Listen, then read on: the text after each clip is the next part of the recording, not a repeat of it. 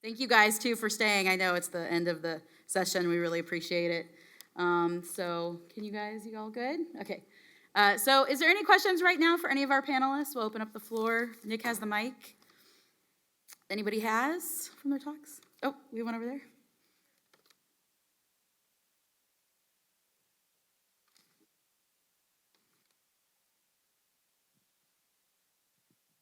It seems like a lot of folks have been a lot of places, like over time, and all of trying out different career paths. Is there like any like optimal time to try out a job that really kind of helped you in thinking about it, or as you're in part of your journey? Don't rush. Don't fight. I guess for me, I would say as soon as you feel like you're not passionate about your job, try to find something else that you are passionate about. That's one thing that's lovely about the state. We have so many different programs and so many different agencies that have so many different fields in science. It's easier to transfer. Once you're in, you're able to find what you really are passionate about and then progress. Because like Shuka said, sometimes the politics get involved and it can be disheartening. And if you find that constantly being an issue, it allows you to try something new. Sorry for interrupting. I just wanted to introduce, we have another panelist. So James Morris, you want to wave? Sorry. So he did a poster presentation. His poster's still back there. So his poster's on student work, but he's now an early career scientist. You're Forster, right? Now working Forster? Okay. So he has a little different perspective. He was in aquatic sciences and then he switched. So I thought it would be a good contribution to the panel. So just because it's a face you might not be familiar with. So, okay. Thanks. Did anybody have anything else to add to Tina's question? How about the alternative is is there a time that maybe, you might not want to try a new job, from some personal experience or something where, looking back, you're like, maybe that wasn't the best idea, or the lesson learned from switching to a job that maybe you really liked or didn't like?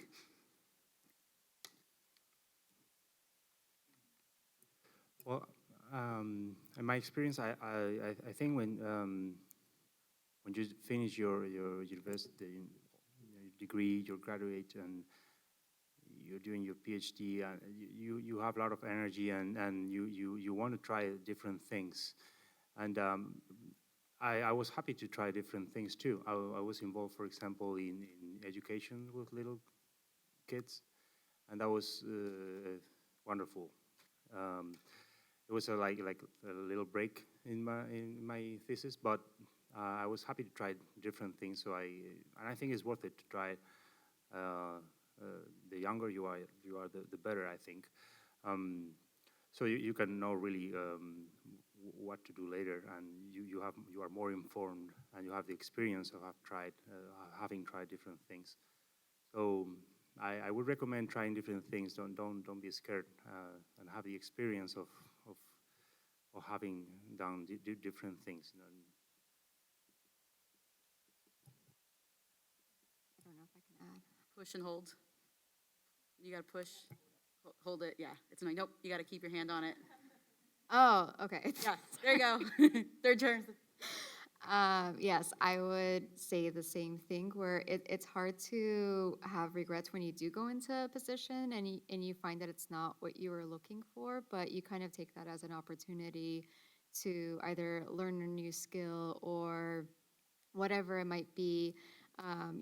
If you thought that you were going to be able to contribute, but you find that it's not what you were looking for, just put yourself in that vulnerability again and just expose yourself to be open to new ideas or to the new culture or whatever it might be, and just take it. And if what Esther said, if your heart's not really in it, then obviously you can choose to move on and find something else that you are interested in.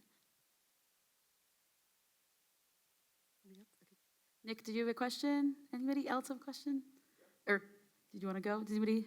Okay. Well,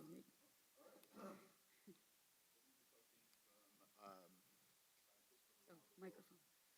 From around the world. Based on some of your personal experiences, what are some of the biggest challenges facing early career scientists today, and how have you personally been successful or not in meeting those challenges?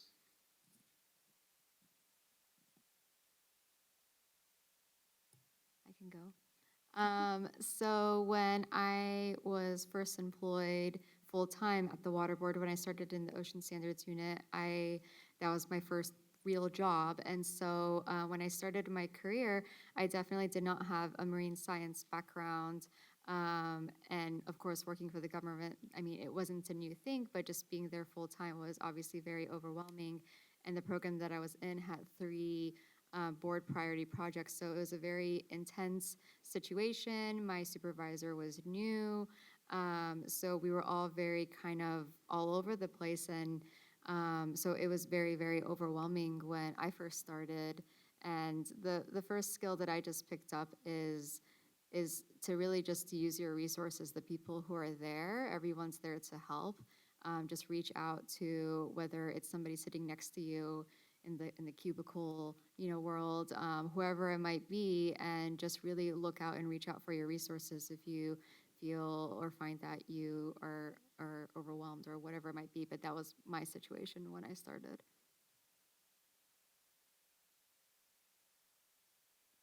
Somebody else? I think that having scientific literacy to sort of navigate as an early career scientist is pretty hard nowadays. Just at this conference, there were a lot of acronyms that I didn't know.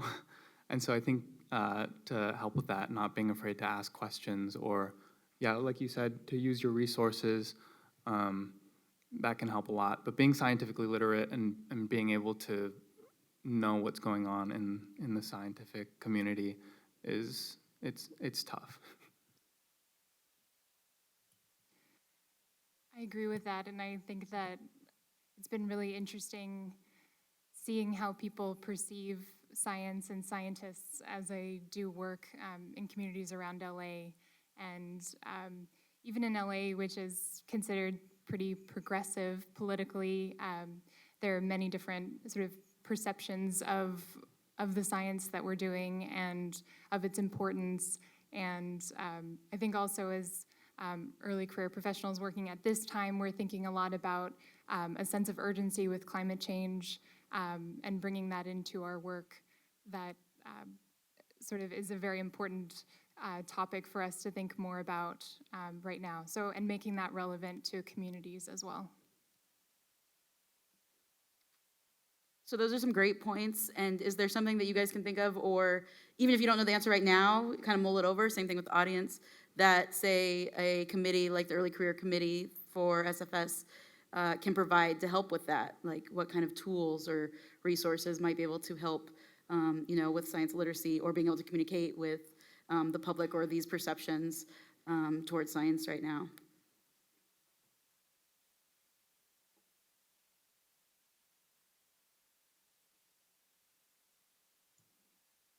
One thing that I would say would trying to communicate the science, especially to communities, we have, or at least when I was going through school, there's this sense of knowledge is power, which is great, but then we get so focused on it, we don't realize that we need to communicate it into simpler terms. And then I've heard different members of the scientific community saying we have to dumb it down. And that's the wrong approach, in my opinion, to take, because without making the science accessible to the public and to the communities, then what's the point of doing science? We're trying to make positive changes and we're trying to use this information to affect policy, but if we have opposition because the communities don't understand it, then we're gonna get nowhere.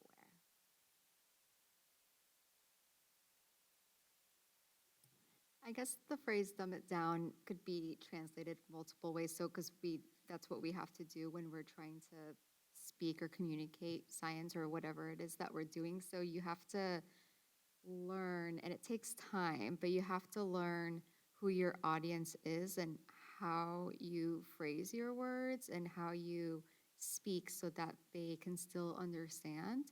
So you can use, like if you look into our permits and our policies, like even I could say, like I can open it up and it's difficult to read and understand because we have so much legality into it. We have, our attorneys, putting in a lot of their terms into into our regulations because they're trying to protect us. But when they're using those terms, it makes it really hard for the public to understand. And so you do have to, go with that approach and adopt permits that way. But then when you go out and you speak to people, you have to change the words that you use so that it's understandable. Because not everyone's going to know the abbreviations or the acronyms or what the Clean Water Act is, or just all those things. You're not gonna, like, instead of saying there's like statutes and regulation, you have to say there's laws, or just something like that. Do you guys think that learning how to approach that is something that you just have to develop by going through the motions and it being in the workplace and part of that early career experience? Or do you feel like there would be opportunities for there to be trainings or workshops that could help work through that? Like maybe having work groups or case studies provided that might be able to help give you some sort of, examples of being able to translate some complex policy or even your research results to the layperson to help, boost your support for your project, something like that. Do you think it's more, could be reached from tangible or just through the learning curve of the process of being engaged in your jobs? I would say a lot of what I've learned has been through going to public meetings and talking to people and just spending a lot of time talking with people about what they think, for instance, about the river. And I realized I was using terms like restoration, ecological restoration, and that people were not necessarily happy about that term. And as I started to kind of change my language use and for instance, say, reclaiming the environmental benefits for our communities, rather than saying, restoring this river and thinking about it just like, oh, we're restoring the river for the river's sake. We're changing the way we're thinking about it to say, no, we're doing this for our communities. And so I think going to meetings and talking to people and hearing their reactions and starting to change the way we phrase sort of our language around the work that we're doing so that it makes more sense for different folks, then I think that's a big part of it. Yeah, I agree. And I think on the one hand that it is important to attend conferences and meet people there, and don't be shy to present posters, oral presentations, get involved in workshops. And on the other hand, from my experience talking about ecology to kids, it is true I had to change my language because I'm not going to talk about, I don't know, ecosystem integrity or for an 8-year-old kid. But so I also have to say that I learned a lot from that because kids sometimes have these minds that they make questions you have never thought about, and they make you think also. And also they make you think also how to use your language. So it's like a mutual learning, I think, in this case. But yeah, I agree that we have to care our language depending on the audience, and I also agree that for early career scientists, it's very important to make contacts, to attend conferences, to participate in workshops, and to get involved in organization of things, because you always learn and you make contacts, and in the end you get opportunities. So I'm not on the panel, but I just wanted to let people know that you don't have to be thrown into your job and learn science communication. It's an entire field. There are resources like Compass, COMPASS, that is built for scientists to be able to figure out how to change our kind of more academic way of communicating and thinking, and prepare ways to communicate to different groups, from legislators to little kids. And there's also the Alan Alda Institute that's big on science communication. And there are ways for things like SFS. You could potentially host a Compass workshop, for example, or put together resources that would help people struggling with this, because I think where the focus is on early career, but let's face it, we can all improve our communication, right? And I'll also shout out to the Healthy Watersheds Partnership page. There is a link for science communication that provides some of those resources online already. So I just wanted to, sometimes it can feel really lonely when you're like, I have to talk to this person and I don't know what to do. And there are resources out there. So keep going. Thanks. So that's Anna, and she is a Sea Grant Fellow, which is also considered early career. So thank you for the contribution.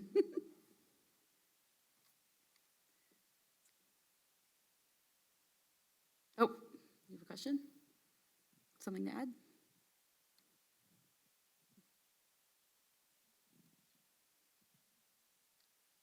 Hi, I'm almost 80. A few years I'll be 80. So when you talk early career, you're talking distant past, half century ago, like talking dinosaurs to me. But I see some of the same themes coming up, and one that's missed, I want to bring up. But I know Guillermo, is that how you pronounce it? You hit upon something that's important, that's a career clash. And I've seen this many times before. Husband and wife want to pursue their separate careers and they can't do it.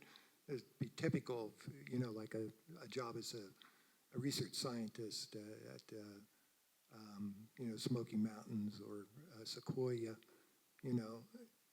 One of the couple has to sacrifice a career for the other.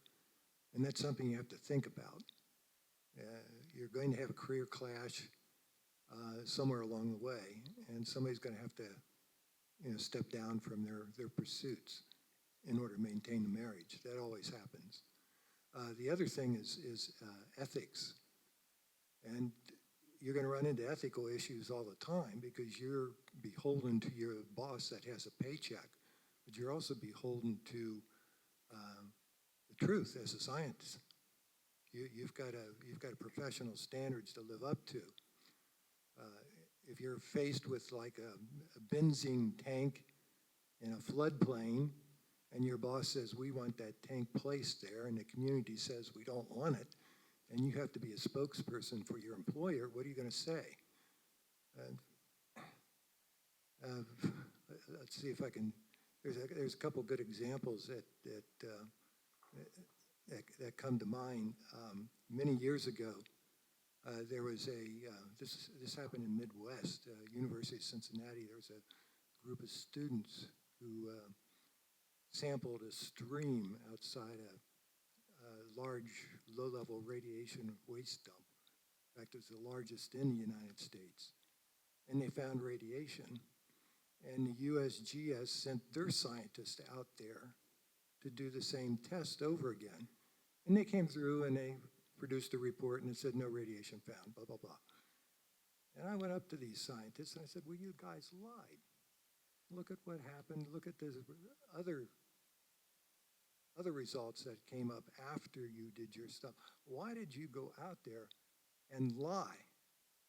And the head guy turned to me and said, well, scientists have to eat too. And that's the kind of ethics you're going to have to face. You're going to have to face ethics questions over and over again in your early career because you're the front line. The boss is going to put you out in front. And so that's something to think about. So I Does wish anybody you have well a in your response pursuits. to that? Anybody comment, response? Yeah, I agree that, well, this could be a long conversation about the ethical issues in modern science, which is so competitive, and you can see many published papers that somehow exaggerate results or repeat results, or because we need to publish to survive, and this is creating whole amount of publications that exceeds what is reasonable, in my opinion. We need to publish and publish and publish, even though we repeat the same ideas over and over. So the ethical issues is a broad discussion. Regarding the dual career thing, it is true that you're not expecting any gift from the heaven just because your couple has a position, you want a position too. But I just wanted to highlight that I like the idea that this sensitivity is coming around in this lately. These last years I've been seeing this concern because people not only care about work, because life is more than work, and also we know that a happy person is more productive and more fun to work with. So I don't know. I admit that it's not an easy question, but I am just happy that at least we start to talk about it. So That's a great point and ties into our next question that Nick has. What are some strategies you have developed to cope with life-work balance during the transition from a student to a professional?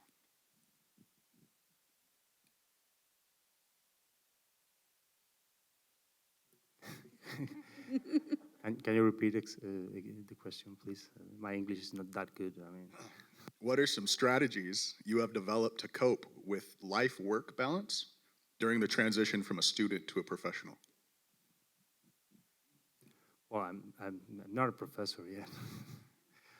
I don't know. I think it's important to have some room for socializing and being with the people you love, and to disconnect.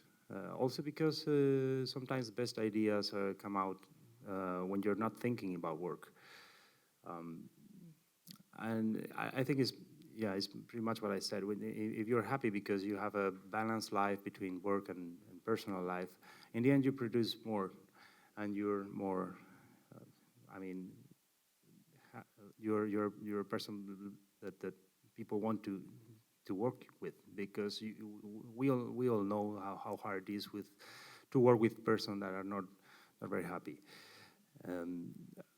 I think the point is that, of course, modern science is very, very competitive, and we have to be there all the time, every day, working. But I think it is important to have some room for your personal life too, and because it helps you to keep going as well. So when I was a student, I met many people I had fun with, and I learned from them. And even so, when we were not talking about science, it was a comfortable environment, and in the end, this pays off, and it helps you to continue to keep motivated. So, the paradox here is sometimes if you work a little less, you produce more. That's my point of view, at least. I agree with Guillermo, and there's been cases where your colleagues end up becoming your friends, and there's a lot of times when there are outside work social events or get-togethers or whatever it is, and you end up talking about work, and there's become this trend where your venting sessions or whatever it might be. At some point, in the most recent couple of years, we put up this rule, and we're like, no, we're not going to talk about work. Like, this is for us to do our own thing. So that's a really good point that you pointed out. And the other thing is what I brought up during my presentation is mindfulness. And just coming from academia, say if you wanted to come and work for the government for the state of California, if you very luckily happen to get into a position where you've been doing research on and you get to work on regulation and policy on it, that's great and that's amazing. But there's going to be instances where you're going to put your heart so much into it that you have to put some wiggle room for not getting hurt when things don't go your way, or if there is someone higher up that makes a different decision, and it could be an ethical issue like we mentioned earlier, where the scientific background of whatever subject it might be, and you know your case, but at that point when you invest so much into your work, it does kind of tend to take control, and you bring it back home, and it kind of overwhelms you. And so you have to be very mindful about making sure that, you know, when you go in, you do what you can, but the rest is up for however way it plays out, and you can't have control 100% of the time, especially working for the government. But, you know, you do want to have that passion in place so that you do good work, but there's a level that you kind of have to stop so that it doesn't overwhelm you. It's been interesting experiencing this in the nonprofit world as well, because there's definitely a culture of feeling like we care so much, so we should work all the time because we can never do everything we want to do. So I think it's been helpful for me that some colleagues of mine have sort of modeled a good work-life balance. And for instance, my colleague works every Saturday, and he's been very good about then not working on Mondays because he's already worked his over 40 hours, well over 40 hours for that week. So that's especially helpful because he's on a director level, and that sets the tone for everyone else. And that helps us to kind of change the culture and the organization as well toward taking care of ourselves. I think another important thing is budgeting your time and creating a schedule. So if you really prioritize and value exercising every day or something, then blotting out an hour of each day where that's what you're doing, you're not working, you're not doing anything else, that's what you're going to do. Or Friday night is date night, whatever it is, having a schedule, and I think writing it down to hold yourself accountable to make sure that you are prioritizing your own time and what you need to take care of outside of work.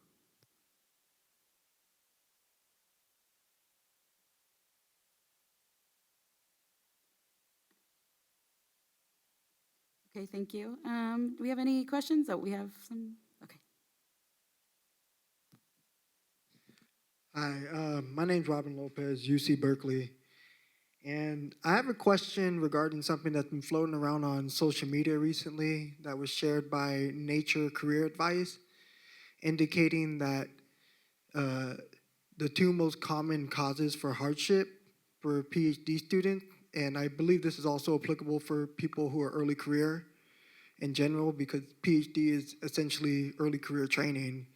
But at any rate, they said that the most two common causes of hardship are inability to accept failure and choosing the wrong career path for prestige. And I would love to know your opinion on that, because I have very colorful opinions about what was shared.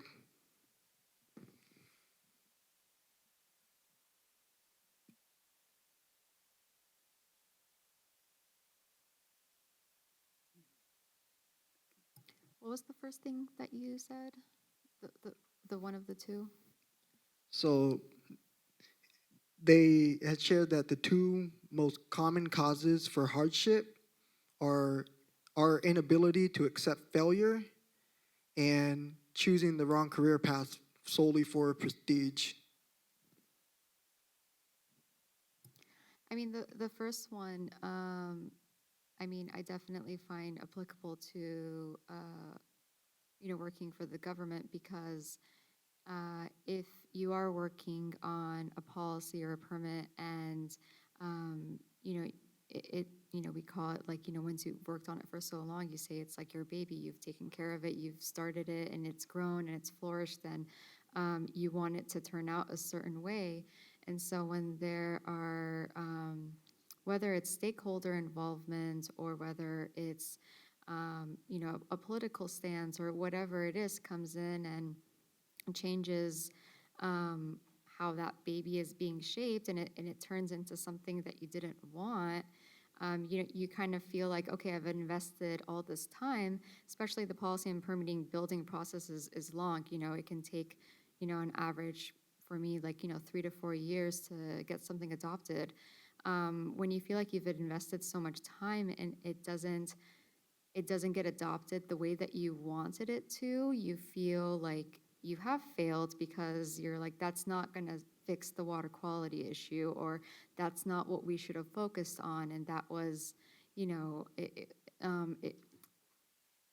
the wrong thing was done basically to address the issue. And that's something that you kind of hold yourself accountable, because you think like, I didn't work hard enough to talk to management more. I didn't work hard enough to explain to the public properly what it was that I was trying to do.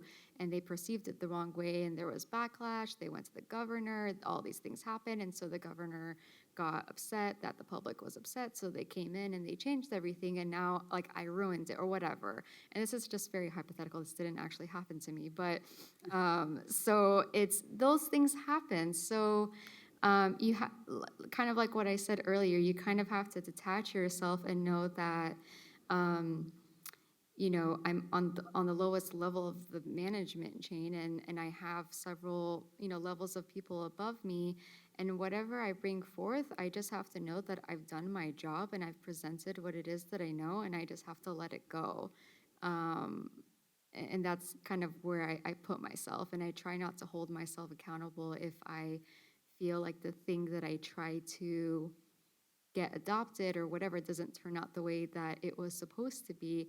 I try not to associate myself with it, because I tell myself that wasn't me. That was, you know, it's totally out of context. So I just personally, it's just through experience of working through different types of policies and permits. But the first couple instances, it does hurt, but then after a while, you're like, okay, well, I did what I could, so, and that's what's happened, and you kind of just have to let go. But I understand that issue when you first start working.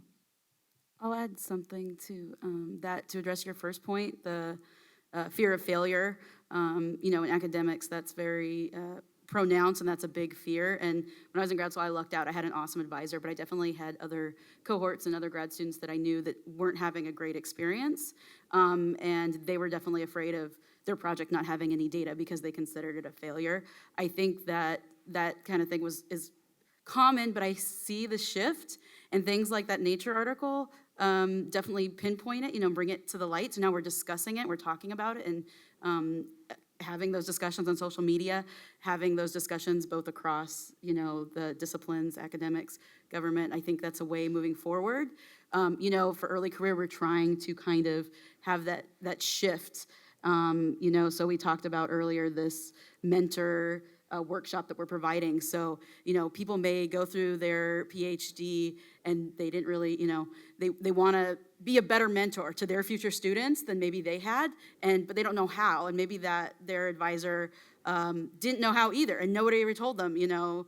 And so we're trying to provide those resources so, you know, we can slowly, as time goes on, you know, be able to have the shift and be able to address things like that, because there is, you know, grad school and getting into the professional, whether you're a professor or government, there is that certain rite of passage, you know, that everybody kind of has to go through. It's not easy, right? Or else everybody would do it. We would all be PhDs. It's supposed to have some level of difficulty, but yeah, it's not supposed to be where your fear of complete failure almost drives you out of academics completely, or out of the science field, and we're not recruiting those, you know, those scientists that we need that had that passion to contribute. Hopefully that answered. Do we have another? Add something? We have to wrap up soon. That's okay. So I've been thinking about that personally a lot. As a Sea Grant Fellow, it's a 12-month fellowship, and I'm 7 months in, and it's like, okay, now what? I have to get a job. What's the career path that I should take? And for me personally, my background is in marine fisheries, and now I'm interested in Society of Freshwater Science, and that's like, well, am I failing on the 10 years that I've spent professionally? And what I'm learning through talking to people in spaces like this is, one, we need to think about failure differently, in that just because something didn't turn out the way you expected doesn't mean that it's a failure. It's only a failure if you don't learn from it and just like stop doing what you're doing. And then secondly, I think for me personally, when I, you know, started as an undergrad, it was like, okay, you're going to select your major, and then that's going to be the thing that you do for the rest of your life, and it's going to be a straight shot from A to B, and it's going to be perfect, and that's Never your only like option. that. It's never like that. And I'm learning over the past, you know, 7 or 8 months that no one's path is like that, and your career path is going to not be straight, and you're going to have to lean into the different opportunities and experiences and just take that and build to whatever it is you end up doing. And it could be something completely different from what you thought your dream job was when you were 18 picking your major, and that's okay. But I think those types of conversations need to be more prominent, and I'm glad that you brought that question up, number one, and that we're talking about it here. All right, so we have to wrap up. The panelists will stick around if anybody has other questions. We have one more thing quickly for each of you guys. So in one sentence or less, what is the one thing that you've learned that you'd like to give to the future new early career scientists? Or rewarded, what is one piece of advice that your current self would give your past self as you're starting your early career journey? And let's just go down the line. One sentence or less. Can we not start with me? Esther, do you want to start? Shuka passed the ball. I think one piece of advice I would give my younger self would be, know that you don't know everything now, and you have plenty of time to learn and grow and change, and just because you have one idea now of what it is that you want, it can totally change, and that's okay. James. It's okay to quit.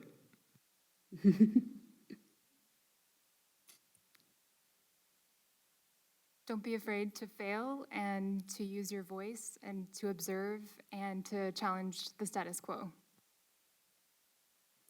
Yeah, I would say something in the same line, linking with the last question we had about being scared of failure and choosing the wrong path. And it is true that happiness is related to the capability we have to control our lives, but we have to accept that there's some chance always. We accept chance in ecology, in evolution, and we have to accept chance in our lives. We are just like a drop of water flowing within the stream. So I would say, be water, my friend.